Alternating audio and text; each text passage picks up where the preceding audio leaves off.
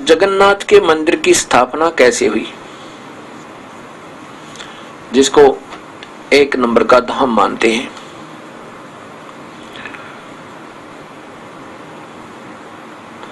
जगन्नाथ के मंदिर की स्थापना का विवरण है।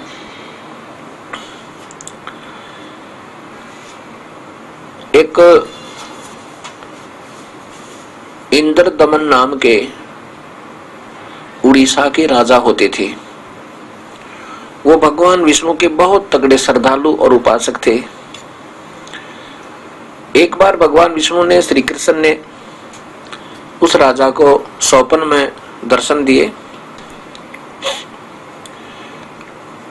और कहा कि इंद्रदमन, आप एक मंदिर बनवा दो और उसका जगन्नाथ नाम रखना।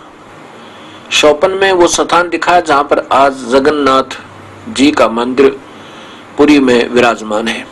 ये समुद्र के किनारे पे है कि इस समुद्र के किनारे पे यहाँ एक सुंदर मंदिर माने महल बना दे, पैलेस बहुत सुंदर, अच्छा लंबा चौड़ा, और उसमें कोई विद्वान पुरुष छोड़ना जो गीता जी का ज्ञान का प्रचार करे, सत भक्ति बतावे। ये कहकर के भगवान विष्णु अंतर्ध्यान हो गए स्वप्न में, अर्थात श्री कृष्ण जी। और ये भी कहा था कि उसमें कोई मूर्ति वगैरह मत रखवाना, वो पाखंड पूजा नहीं करना, वहां पे केवल वेदानुसार गीता अनुसार साधना प्रारंभ करना, और इस कलयुग में उद्धार होगा बड़ी आत्माओं का।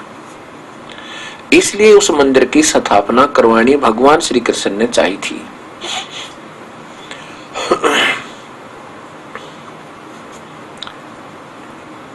अब स्वप्न जब समाप्त हुआ, सुबह निंद्रा से इंद्रदमन जी उठे, तब उसने अपनी पत्नी से कहा कि आज स्वप्न में भगवान दिखाई दिए थे, भगवान श्री कृष्ण मुझे दिखाई दिए थे, और उन्होंने एक स्थान दिखाया समुद्र के किनारे।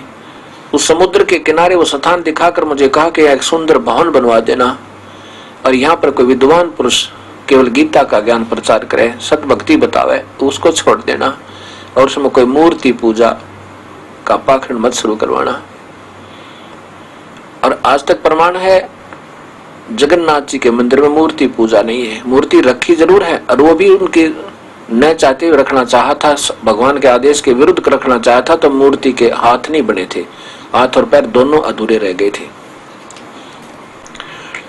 इंद्रदमन जी की पत्नी वो और भी श्रद्धालु थी, कहने लगी कि आपके तो भाग्य उदय हो गए, स्वयं प्रभु ने आके आपसे कहा है, इससे बढ़िया सुअवसर अपन को कब मिलेगा, और लगा दे भगवान के नाम पर जी खोल कर पैसा, कति दिल खोल कर खूब अच्छा सुंदर बनवाना महल, भगवान का मंदिर। मंदिर का अर्थ महल होता है, घर होता है, लंबा चौड़ा घर, जिसको अंग्रेजी में पैलेस कहते हैं। अब इंद्रदमन ने कारीगर बुलवाए, वो स्थान दिखाया और कंस्ट्रक्शन शुरू होगी, मंदिर बनाना प्रारंभ हुआ। मंदिर बन चुका, और वो मंदिर जब बन चुका तो कुछ दिन के बाद उसमें उस मूर्ति पूजा की तैयारी करनी थी। उससे पहले ही एक समुद्री तूफान उठा और उस मंदिर का नाम और निशान मिटा दिया। निशान भी नहीं रहा कि यहाँ पर कोई मंदिर कभी प्रारंभ हुआ था। अब राजा ने कुछ दिनों के बाद फिर बनवाया, वो फिर ऐसे साइक्लोन ने, समुद्री तूफान ने तोड़ दिया। तीसरी बार फिर बनाया। ऐसा सुना है कि पहले भी उनके इंद्रदमन के पूर्वजों ने बनाने की चेष्टा की थी, लेकिन वो भी ऐसे ही मंदिर ने तोड़ दिया था। तब उसको पता चला इंद्रदमन ने कि तेरे पूर्वजों ने भी कोशिश की थी और ये मंदिर नहीं बन पाया था। 6 बार 5 बार ऐसे इंद्रदमन के समय भी टूट गया। अब हताश होकर बैठ गया, अकीब ये मंदिर नहीं बन सकता, क्योंकि हमारे पूर्वजों से भी नहीं बन पा रहा था। काफी वर्षों से लग रहे थे, जब भी जैसे जिसको आदेश होता था प्रभु का, लेकिन ये मंदिर बन नहीं पा रहा था। तो जब उसको पता चला कि वास्तव में ये तो मंदिर को समुद्र नहीं बनने देता, हताश होकर के इंद्रदमन बैठ गया। वो कबीर परमेश्वर। अब यहाँ आपके मन में ये आओगी कि कबीर साहब फिर मंदिर बनवाते थे तो अब मंदिर की पूजा में को मना भी करते थे। कबीर साहब मंदिर नहीं बनवाते थे।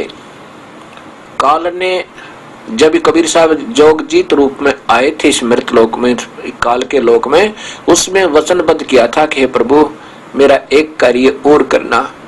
मेरा अंश अवतार श्री कृष्ण विष्णु एक मंदिर बनवाना चाहेगा, एक महल बनवाना चाहेगा समुद्र के किनारे, और समुद्र अपनी प्रतिष्ठा का बदला लेने के लिए, अपने अपमान का बदला लेने के लिए वो नहीं बनने देगा।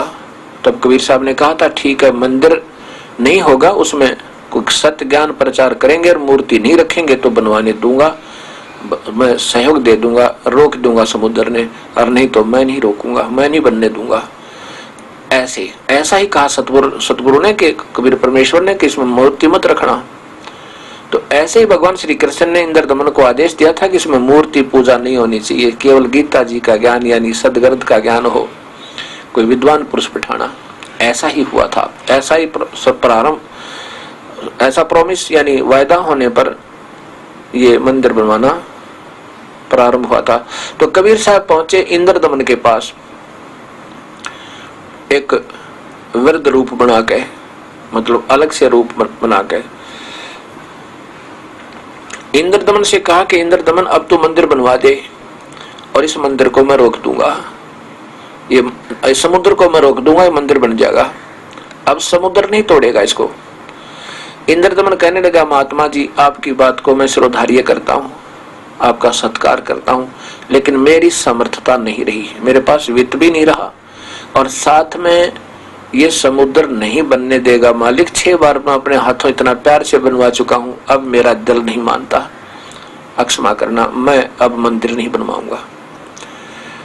भगवान प्रभु कबीर परमेश्वर कहने लगे इंद्र दमन अगर तुम्हारी सलाह बने मंदिर बनवाने की तो मैं वहां मिलूंगा, अपना स्थान बता दिया, ऐसे उस स्थान पर मिलूंगा, मुझे पता दे देना, मैं आ जाऊंगा। स्वप्न में रात्रि के समय भगवान श्री कृष्ण फिर दर्शन देते हैं इंद्र दमन राजा को, उड़ीसा के राजा को, और कहा कि इंद्र दमन जो तेरे पास वो संत आया था, वो भक्त, वो परमात्मा समझो, वो साधु जो तेरे पास महात्मा आए थे वो परमेश्वर है भाई, उनमें परम शक्ति है, वो जो चाहे सो कर सकते हैं, उनको ढूंढ के प्रार्थना कर लो, ये मंदिर बन जाएगा। अब इंद्र दमन जब सुबह उठा तो स्वप्न याद रहा, अपनी पत्नी से कहा कि भगवान फिर दिखाई दिए थे आज स्वप्न में, और कहा कि वो जो कल मेरे पास एक संत आया था और मैंने मना कर दिया था मालिक मैं नहीं बनवा सकता, उसी के बारे में प्रभु ने बताया है, भगवान श्री कृष्ण ने बताया है कि वो परम शक्ति युक्त है और उसको ढूंढ लिया, वो समुद्र रोक सकता है। अब इंद्र दमन कहने लगा कि समस्या एक और आ गई, भगतमती अपनी रानी को कहता कि रानी एक समस्या और आ गई मेरे ऊपर। रानी ने पूछा क्या आई, कि अब पैसा नहीं रहा खजाने में, काम चलाने के लिए राजकाज ही मुश्किल से चल पा रहा है, अब कैसे बनवाऊं, भगवान के आदेश को मैं रोक नहीं सकता और वित्त मेरे पास रहा नहीं। तब उसकी पत्नी ने कहा कि मेरे गहने ले जा, लेकिन यू काम अधूरा मत छोड़, जब भगवान आदेश हो गया। रानी ने अपने गहने दे दिए, 1 लाख 2 लाख 4 लाख के जिसे भी थे, उसमें ऐसी थोड़ी कीमत में सब कुछ बन जाता था। कुछ खजाने से पैसा लिया, रानी के गहने से बेचकर वो काम चलाया और मंदिर। फिर उसको इंद्र दमन गया उस संत के पास और कहा कि प्रभु आपके आदेश से ये मंदिर मैं फिर बनवाना चाहता हूँ, स्वप्न में भगवान श्री कृष्ण ने मुझे सब बता दिया, और हे दाता अब मंदिर को रोक देना, नहीं समुद्र को रोक देना दाता, ये मंदिर ना टूट जा। भगवान कबीर साहब ने कहा कि नहीं, अब ये समुद्र इस मंदिर को कभी नहीं तोड़ सकता, पर तो इससे पहले एक काम करना, जिधर से ये समुद्र आता है ना तोड़ने के लिए, वहां समुद्र के उस स्थान पर एक चौरा बना दे, चौरा कहते हैं चबूतरा, एक पत्थर की शिला को ऐसे सुंदर ऊपर छीन छाल के और ऐसे चबूतरा सा बना दे, ताकि मैं उस पर बैठ जाऊं और फिर प्रभु का गुण गाऊं। वो स्वयं प्रभु थे, अपनी लीला करने के लिए कहा कि मैं फिर भगवान को याद करूंगा, और फिर वही मंदिर ना टूटे। भगवान का मंदिर रोज टूटे, कितनी बार टूटा, और वो स्वयं परमात्मा भी अपना रोल ऐसे करते हैं कि मैं यहाँ बैठकर भगवान चिंतन करूंगा और ये मंदिर रुक जाएगा। ये परमात्मा अपना भेद नहीं देते कि मैं प्रभु हूं। गुरु नानक देव जी ने कहा था कि फाई सूरत मलुक की वेश, ए ठगवाड़ा ठगी देश, खरा सियाणा बहुते बार, ये धानक रूप रहा करतार। ये किसी को बताता नहीं, ये बड़ा सियाणा है, ये सबको, ये ठगवाड़ा ठगी देश, ये नहीं बताता कि मैं वास्तव प्रभु हूं। अपने यहाँ शो नहीं होने देता, यहाँ प्रत्यक्ष नहीं होता। अब ऐसा ही किया गया, एक चबूतरा बनवा दिया और उधर से मंदिर बनवाना शुरू कर दिया। मंदिर बनकर तैयार हो गया, उसमें कुछ कमी रहती थी, 10-5 दिन की, 20 दिन की, 1 महीने की। अब महीने 20 दिन की जब कमी रही तो उस समय एक नाथ परंपरा के सिद्ध पुरुष आ गए, नाथ जी, और उसके बारे में पता था कि ये बड़े सिद्ध पुरुष हैं। उनको गोरखनाथ भी, क्योंकि ये गोरखनाथ जी जब चाहे प्रकट हो सकते हैं, क्योंकि ये चौथी मुक्ति प्राप्त है। जिसको चौथी मुक्ति अर्थात सिद्धियां आ जाती हैं, उनकी आयु कुछ लंबी होती है, और वो जब चाहे अपने शरीर को सूक्ष्म करने, जब चाहे वो सथूल दिखा दें, ऐसी इनमें कृपा, इनके अंदर एक शक्ति होती है। तो वहां कहते हैं गोरखनाथ जी आए, इंद्रदमन राजा से कहा कि मंदिर बन गया या अभी रहता है। उसने कहा जी अभी कुछ कमी रहती है, महीने 20 दिन की।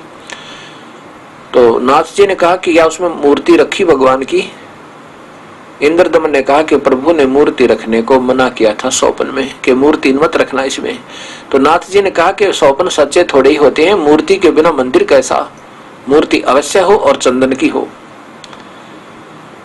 अब राजा ने सोचा भाई ये सिद्ध पुरुष है, अगर इसकी बात नहीं मानूंगा तो कोई श्राप दे दे, मन माने कोई कुबोल बोल दे और मेरे को हानि हो सकती है। अच्छा जैसा आपका आदेश। एक कारीगर बुलाए, चंदन की लकड़ी मंगा दी उन्होंने।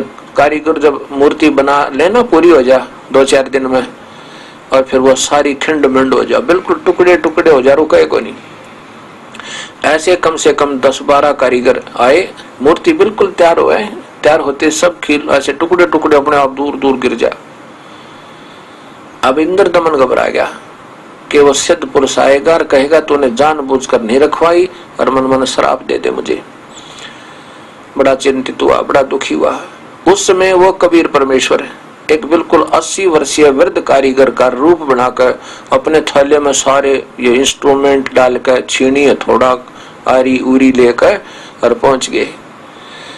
कहने लगे राजन मैं बहुत एक्सपीरियंस होल्डर हूँ, बहुत पुराना कारीगर हूँ और मुझे बहुत तजुर्बा है, वो मूर्ति मैं बना दूंगा, पर एक शर्त होगी, एक कमरे में बैठकर बनाऊंगा।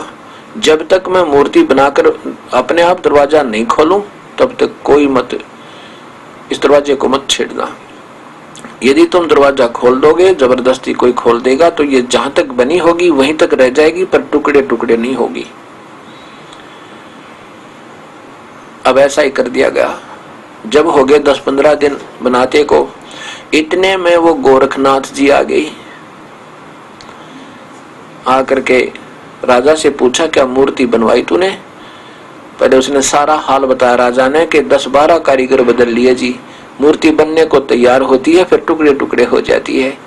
मैं बहुत चिंतित हो गया था। अब एक कारीगर और आया हुआ है, देखो वो कैसे बनती है, आप भी अपने सामने देख लेना ऋषि जी, महात्मा जी, कि वो मूर्ति बन नहीं पा रही है। अभी इस महाराज जी ने महात्मा कारीगर बना रहा है, उसने कहा कि कुछ दिन इसको खोलना नहीं है जब तक मैं स्वयं ना कहूं। नाथ जी ने कहा कि मूर्ति को देखेंगे कैसी बनाई है, ऐसे थोड़ा है वो उठपटांग बना के रख जाएगा, हम मंदिर में ऐसे थोड़ी रखने देंगे, पहले हम मूर्ति देखेंगे, कोई कमी होगी तो उसको बताएंगे, ठीक करवाएंगे, चलो मेरे साथ। अब राजा विवश जा करके वहां खड़े हो गए जिस कमरे में बैठ कर कबीर परमेश्वर वो मूर्ति बना रहे थे। अब बना क्या रहे थे, उनकी लीला करनी थी, भ्रम तोड़ना था नादानों का कि मंदिर में मूर्ति की कतई जरूरत नहीं होती। पर ये हठ धर्मी अधूरे ज्ञानी ये अपने हिसाब से चलते हैं, प्रभु के विरुद्ध चलते हैं। गोरखनाथ जी ने आवाज लगाई, कारीगर दरवाजा खोलो। अंदर ना खटखट की आवाज है, कुछ नहीं। अब 2-3 आवाज जब लगा ली, बिल्कुल नहीं दरवाजा खोला, और ना ही कोई आवाज अंदर से आई। तब सोचा कि कहीं तुम 80 वर्षीय वृद्ध बता रहे थे, गोरखनाथ ने कहा 80 वर्षीय वृद्ध कारीगर बता रहे थे, कहीं वो मरना गया हो, 15 दिन हो गए, बताओ कुछ दरवाजा नहीं खोला उसने। तोड़ दो दरवाजे को, धक्का देकर दरवाजा खोल दिया। दरवाजा खुला तो मूर्ति तैयार थी, लेकिन उसके हाथ इससे आगे आगे हाथ नहीं बन पाए थे, बनाने रहते थे टू ऐसे ही।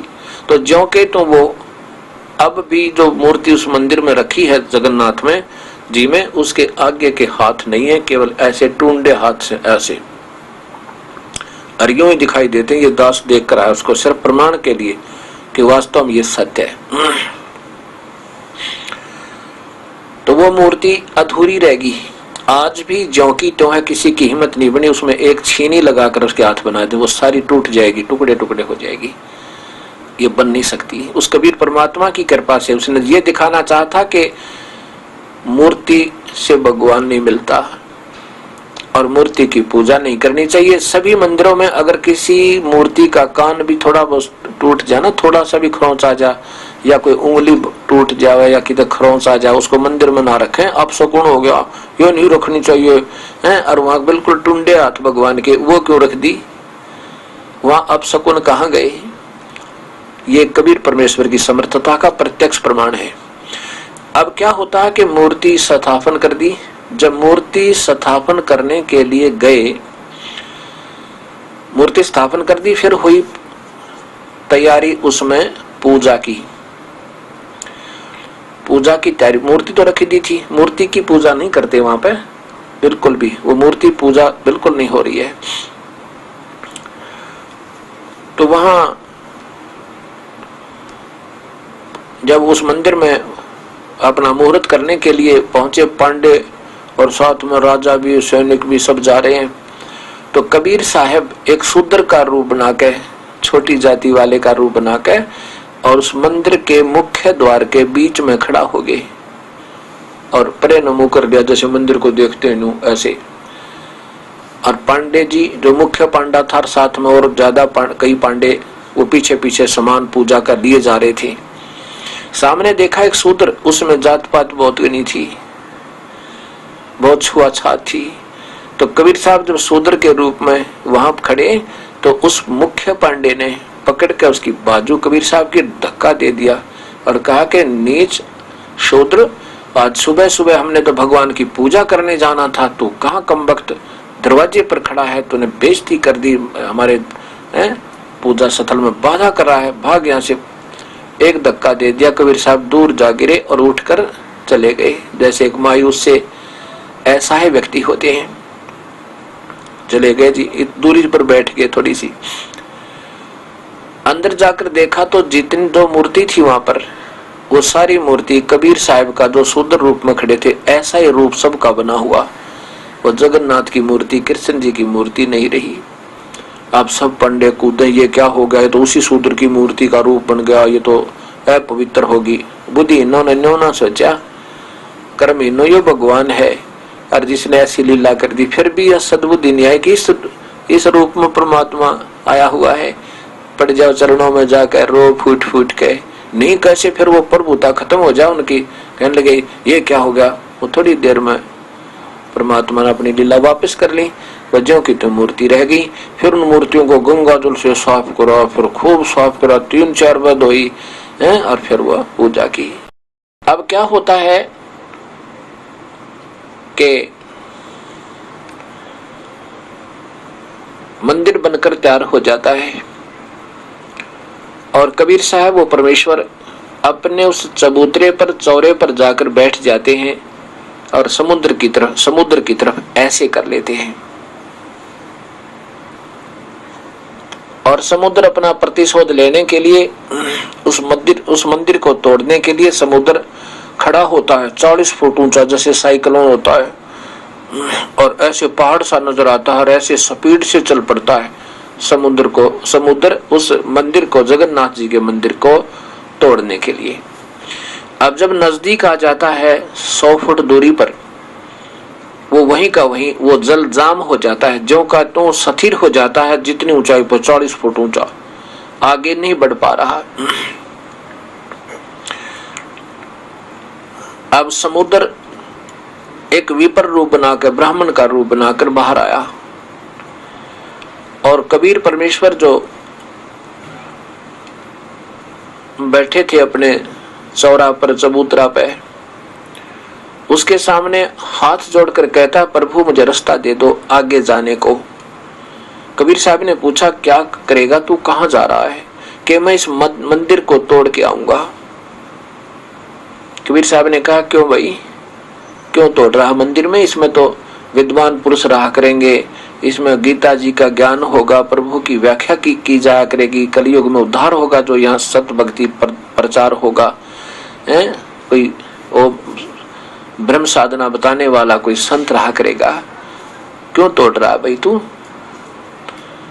तब समुद्र ने कहा कि इसने, श्री कृष्ण ने, श्री राम रूप में, ये विष्णु ने मेरे साथ बदतमीजी की थी जब लंका पर धावा बोलना था और मेरे ऊपर से पुल बांधा था। जबरदस्ती मेरे को तीर दिखाकर, अग्नि बाण दिखाकर मुझे शूद्र और नीच कहा था कि लातों के भूत बातों से नहीं मानते। लक्ष्मण मेरा अग्नि बाण दे, इस समुद्र को फूकूंगा। मुझे डराया था, मुझे धमकाया था, मुझे शूद्र कहा था, और मैं इसका बदला लूंगा। मैं इसको अपनी छाती पर, अपने किनारे पर इसका मंदिर नहीं बनने दूंगा। और पहले भी मैंने कई बार तोड़ दिया इसका। कबीर साहब ने कहा कि नादान साधु और ऐसे नहीं करते, आप तो अच्छी आत्मा हो, ये तो अच्छा स्थान बन गया, यहाँ पर सत्संग हुआ करेगा, कोई मूर्ति पूजा नहीं होगी इसमें, और इसको बनने दे। समुद्र कहने लगा, नहीं प्रभु आप हट जाओ। कबीर साहब ने कहा कि जा, फिर नहीं मानता है तो जाओ। तब समुद्र ने कहा कि प्रभु आपकी समर्थता के सामने अब मेरे से टस से मस नहीं हुआ जा रहा, मैं आगे नहीं बढ़ पा रहा हूं, आप रास्ता दे दो। कबीर साहब ने कहा बिल्कुल नहीं। तो फिर कहा कि जी मेरे को इसका बदला दिलाओ, क्योंकि यहाँ पर बदला जरूर लेते हैं इंसान, ये हमारे अंदर एक और विशेष यहाँ की प्रेरणा रहती है। कबीर साहब ने कहा कि ऐसे कर, वो द्वारका तूने डबोत ली पहले, इसकी श्री कृष्ण की वो द्वारका तूने पहले भी तो खत्म कर दी थी। जब यादों का विनाश हुआ था, श्री कृष्ण की मृत्यु हो गई थी तीर लगने तक, तूने डबो तो लिया था। तो उसने कहा समुद्र ने कि अभी भी कुछ अंश बकाया रह गया था, अब भी बकाया रहता है उसमें काफी हिस्सा। तब कबीर साहब ने कहा कि अब उसने तू और डबो ले, पर इधर नहीं आ सकता पुत्र, चाहे तू डबो चाहे मत डबो, उसका बदला ले चाहे मत ले, अब तू इधर नहीं आ सकता। और कान खोल के सुन ले, यदि आज के बाद तू इधर आ गया ना इस मंदिर के आसपास, तो मेरे से बुरा नहीं होगा। हाथ जोड़ के कान पकड़ के समुद्र चलाएगा, प्रभु आपके सामने किसकी पार बसावे। और जो बचा कुछ हिस्सा और रहता था द्वारका का, उसको भी अपने जल मगन कर लिया। उसके बाद ये जगन्नाथ जी के मंदिर की स्थापना, और उसमें विधिवत पूजा प्रारंभ हुई थी। गीता जी का ज्ञान किया जाता था, सत भक्ति होती थी। अब धीरे धीरे समय ज्यादा हो गया, इस करके इसको अब फिर वहीं पर झाड़े जूड़े लगान पे, जल के छींटे लगान पे, केवल दर्शन मात्र तय कहते हैं मुक्ति हो जाएगी। ये सब समय आने पर ये अनजान साधक संत उस प्रक्रिया को खराब कर देते हैं। फिर समय अनुसार ये प्रक्रिया फिर प्रारंभ करवाता प्रभु अपनी कृपा है, और शास्त्र विरुद्ध शास्त्र अनुकूल साधना फिर प्रारंभ होती है। शास्त्र विरुद्ध साधना का फिर एक समय ऐसा आता है कि उसका अंत होता है। अब ये शास्त्र विरुद्ध साधना का अंत होने का समय आ गया है। ये कितने दिन लगेंगे, ये प्रभु की रजा है। ये कब हार मानेंगे ये नकली संत, शास्त्रों के विरुद्ध साधना बताने वाले ये कब अपनी भूल स्वीकार करेंगे, प्रभु के दोषी ना रहेंगे।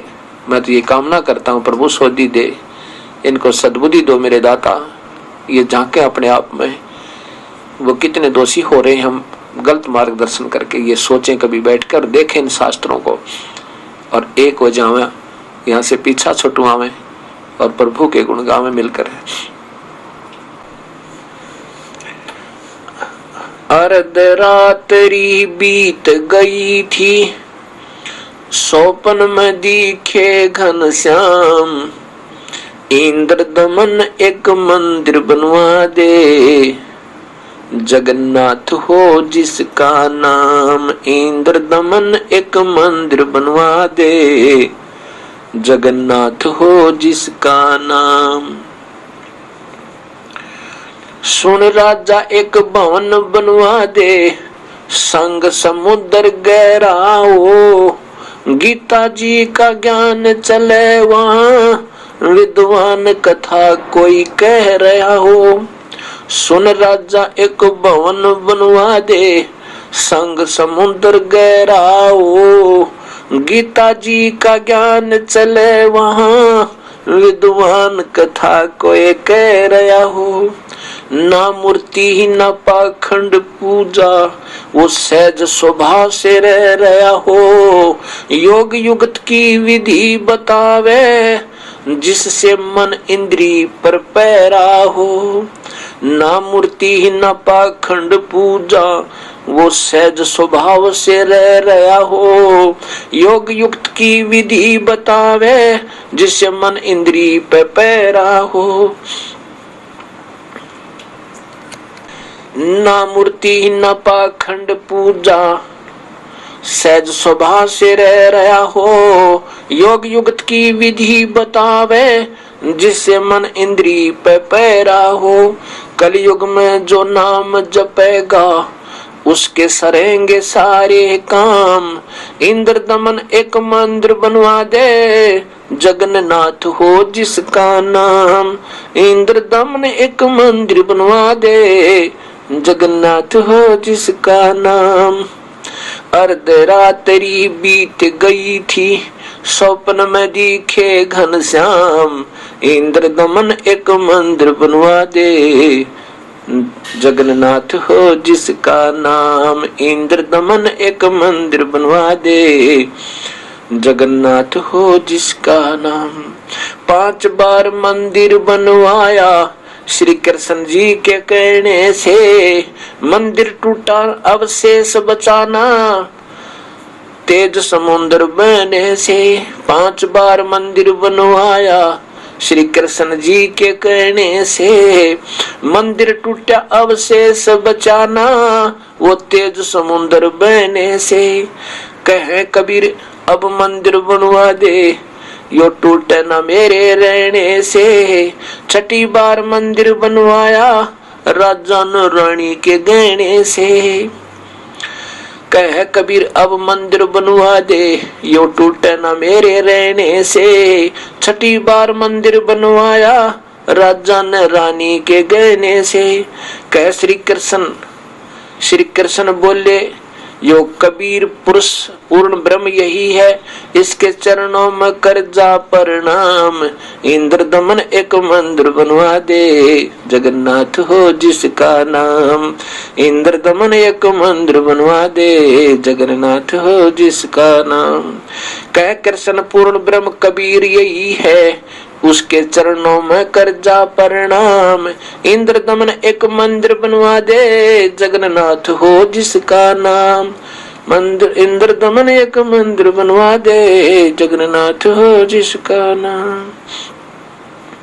अर्ध रात्रि बीत गई थी, स्वप्न में दिखे घनश्याम। इंद्र दमन एक मंदिर बनवा दे, जगन्नाथ हो जिसका नाम। इंद्र दमन एक मंदिर बनवा दे, जगन्नाथ हो जिसका नाम। कह कबीर एक चौरा बनवाओ, जहाँ राम नाम लो लाऊंगा। जिस पर बैठ समुद्र को और मंदिर को बचाऊंगा। कह कबीर एक चौरा बनवाओ, जहाँ राम नाम गुण गाऊंगा। जिस पर बैठ समुद्र को रोकूं और मंदिर को बचाऊंगा। राम रूप में कह समुद्र उठो भगवन, मैं समुद्र मंदिर तोड़ने जाऊंगा। कह समुद्र राम रूप में इसने मुझे सताया, वो बदला लेना चाहूंगा। कह समुद्र उठो भगवन, मैं मंदिर तोड़ने जाऊंगा। राम रूप में इसने मुझे सताया, वो बदला लेना चाहूंगा। अग्नि बाण से रास्ता मांगा था, कहा था मुझे नीच गुलाम। इंद्र दमन एक मंदिर बनवा दे, जगन्नाथ हो जिसका नाम। इंद्र दमन एक मंदिर बनवा दे, जगन्नाथ हो जिसका नाम। अर्धरात्रि बीत गई थी, सौपन में दिखे घनश्याम। इंद्र दमन एक मंदिर बनवा दे, जगन्नाथ हो जिसका नाम। इंद्र दमन एक मंदिर बनवा दे, जगन्नाथ हो जिसका नाम। कृष्ण जी की पूरी द्वारका, उस पर जाकर लाओ गात। इधर समुद्र बहुत जो आया, तो ठीक नहीं रहेगी बात। कृष्ण जी की पूरी द्वारका, उस पर जाकर लाओ गात। इधर समुद्र बहुत जो आया, तो ठीक नहीं रहेगी बात। एक मील समुद्र हट गया, जोड़ करके दोनों हाथ। पूरी द्वारका डबोली थी, श्री कृष्ण जी की बिगाड़ी जात। एक मील समुद्र सागर हट गया, जोड़ करके दोनों हाथ। पूरी द्वारका डबोली थी, श्री कृष्ण जी की बिगाड़ी जात। पर्वत की जो रोका समुद्र, जगन्नाथ का बन गया धाम। इंद्र दमन एक मंदिर बनवा दे, जगन्नाथ हो जिसका नाम। अर्धरात्रि बीत गई थी, सौपन में दिखे घनश्याम। इंद्र दमन एक मंदिर बनवा दे, जगन्नाथ हो जिसका नाम। इंद्र दमन एक मंदिर बनवा दे, जगन्नाथ हो जिसका नाम। वरद कारीगर बनकर आए, बंदी छोड़ कबीर करतार। हाथ पैर प्रतिमा के रह गए, धक्के तंदिए खोल कवार। वरद कारीगर बनकर आए, बंदी छोड़ कबीर करतार। हाथ पैर प्रतिमा के रह गए, धक्के तंदिए खोल कवार। अछूत रूप में साहेब आए, खड़े हुए थे बीच द्वार। पांडे जी ने धक्का मारा, कह करके न नीच गंवार। अछूत रूप में साहेब आए, खड़े हुए थे बीच द्वार। पांडे जी ने धक्का मारा, कह करके न नीच गंवार। कोड लगा फिर वो पांडा रोवे, काया का गल गया सब चाम। इंद्र दमन एक मंदिर बनवा दे, जगन्नाथ हो जिसका नाम। इंद्र दमन एक मंदिर बनवा दे, जगन्नाथ हो जिसका नाम। अर्धरात्रि बीत गई थी, सौपन में दिखे घनश्याम। इंद्र दमन एक मंदिर बनवा दे, जगन्नाथ हो जिसका नाम। इंद्र दमन एक मंदिर बनवा दे, जगन्नाथ हो जिसका नाम। चरण दो पांडे ने पिए, ज्यों की तो फिर होगी खाल। कह कबीर सुनो सब पांडा, यहाँ छुआ छात की न चाल चाल। चरण दो पांडे न पिए, ज्यों की तो फिर हो गई खाल। कह कबीर सुनो सब पांडा, यहाँ छुआ छात की न चाल चाल। जय कोई छुआ छात करेगा, उसका भी यही होगा हाल। एक पत्तल में दोनों जी में, पांडा गुलाम रामपाल। कह जय कोई छुआ छात करेगा, उसका भी यही होगा हाल। एक पत्तल में दोनों जी में, पांडा गुलाम रामपाल। इसमें कौन सा भगवान बदल गया, वो हे कृष्ण ओए राम, इंद्र दमन एक मंदिर बनवा दे, जगन्नाथ हो जिसका नाम। इंद्र दमन एक मंदिर बनवा दे, जगन्नाथ हो जिसका नाम। अर्ध रात्रि बीत गई थी, स्वप्ने में दिखे घनश्याम। इंद्र दमन एक मंदिर बनवा दे, जगन्नाथ हो जिसका नाम। इंद्र दमन एक मंदिर बनवा दे, जगन्नाथ हो जिसका नाम। अब जिस पांडे ने उस कबीर परमेश्वर के धक्का मारा था, जब वो साहेब एक अछूत रूप में जगन्नाथ जी के मुख्य द्वार पर खड़े थे, कुछ दिनों के बाद उस पांडे का कोड लग गया, और इतना भयंकर कोड लग गया, सारा चाम चू चू का गिरने लग गया, सब में मवाद फूट गया और बहुत बुरा हाल हो गया। माखी बन के सारा चाम गल गया, शरीर की खाल गल गई। अब उस पांडे जी ने बहुत कोशिश की, अपने देसी दवाइयां भी खाई, प्रभु की आराधनाएं भी की, पूजाएं भी की, जो दोनों को बताता था कि ऐसे कर लो तुम्हें सुख होगा, वो स्वयं कर चुका, पर कति आराम नहीं हुआ। एक दिन स्वप्न में भगवान श्री कृष्ण ने उस पांडे को दर्शन दिए कि उस जिसको तू शूद्र समझ रहा था, नादान, वो परमेश्वर है, और पैर पकड़ दे, जाकर उसके अक्षमा याचना कर ले, जैसे वो कहे ऐसे करना भाई, नहीं तो ये तेरा जीवन व्यर्थ हो गया, मेरे बस की बात नहीं। क्योंकि परमात्मा प्रधानमंत्री के ऑर्डर ने एक विभाग, एक प्रांत का मंत्री कैसे बदल सके? वही चेंज कर सकता है, अपने आदेश को वही बदल सकता है। अब सुबह उठा वो पांडा, लेकर 10-5 पांडवों को, और ढूंढ तलाश करी उस प्रभु की, वहीं बैठे मिल गए, चरणों में गिर गया, हाथ जोड़े, और कबीर साहब आगे आगे चल रहे हैं कि मुझे मत छेड़ना, मैं अछूत हूं, दूर रहना पांडे जी, मैं अछूत हूं। तब रोने लग गया खड़ा होकर वो पांडे, जो से बालक रोया करे बुरी तरह, ये दाता मेरे तो गलती होगी, माफ करो प्रभु, मुझे माफ कर दो। क्योंकि जिसका ये हो जाना बीमारी, जो पता चला कितना मंत्र, कितना संत है, इतने समय पर टूक मिले, पिछली भक्ति कमाई ठीक चल रही है, तब तक तो ये अपने आप में खूब प्रभु पाके रहेंगे, और जब दुर्गति का समय आओगा अंदर अदरग मारेगा। एक मंत्र को देखा, अदरग मार गया करके पड़े, और पहले अंडी पाक रहा था, भक्ति गलत करें फिर अंत में बुरा हाल हो इनका। तो इसलिए हमने अभी सोचना होगा कि कहीं वो सतिथि फिर हमारी ना बिगड़ जाए।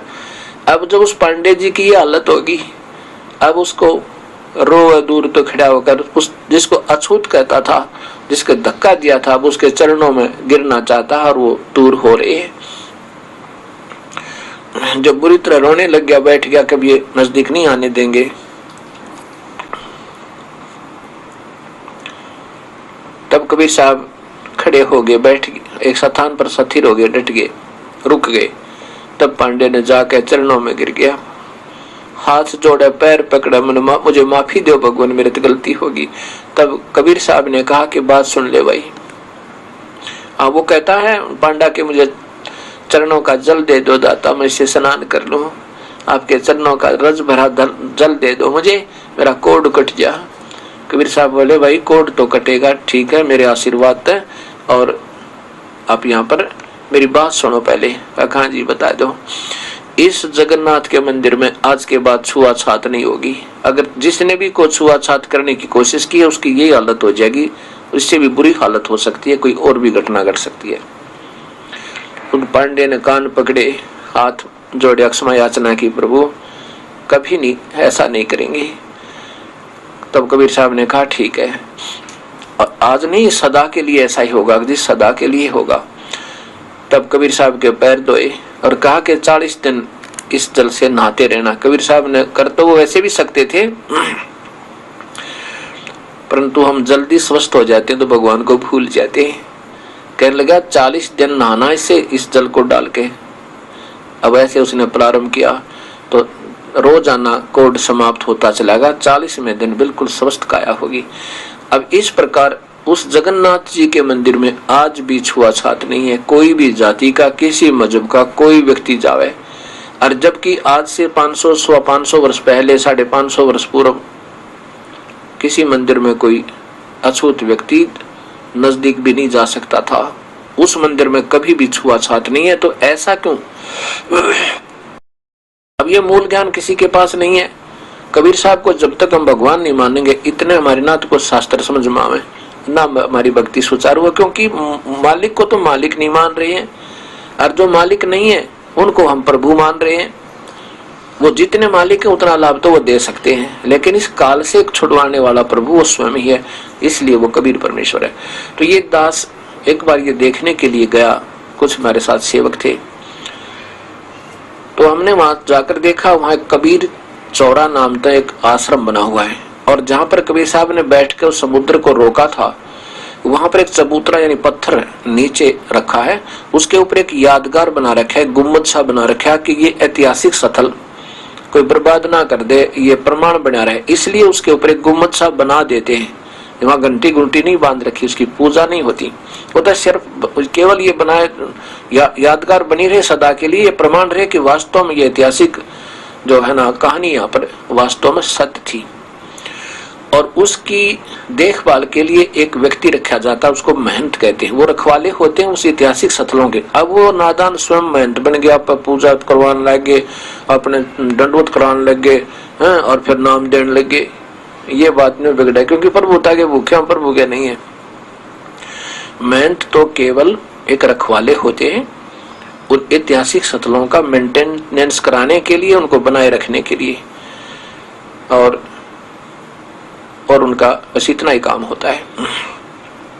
तो वहां हम उस महंत जी से मिले, उन्होंने बताया कि हमारी कई पीढ़ी से इसमें रहते हुए आ रहे हैं, वहां 10-15 कमरे भी बने हुए आने वाले अतिथियों को रुकने के लिए, और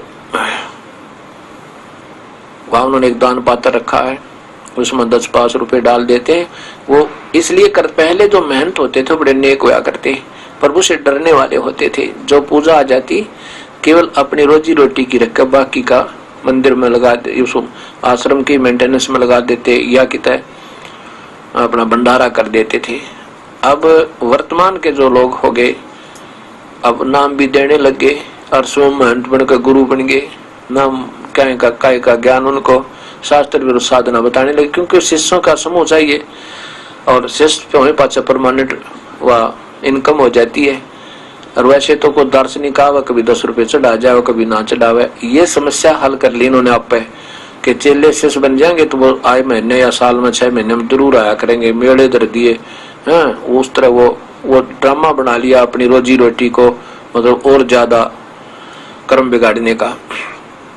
तो ऐसे वो परंपरागत